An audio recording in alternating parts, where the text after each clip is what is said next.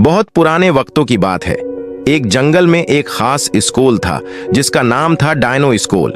यहाँ सिर्फ डायनासोर बच्चे पढ़ते थे। एक छोटी सी होशियार डायनासोर थी जिसका नाम था रिपी।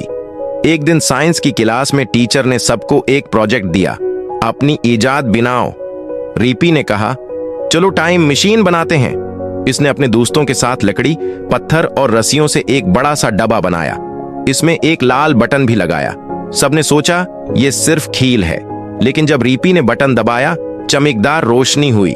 अचानक सब डायनासोर एक अलग जगह पहुंच गए। वो आज के दौर के एक स्कूल में आ गए थे। वहां बच्चे यूनिफॉर्म में थे, मोबाइल चला रहे थे और पिज्जा खा रहे थे। पहले बच्चे डर गए, लेकिन जब रिपी ने हेलो कहा, सब मुस्कुरा दिए।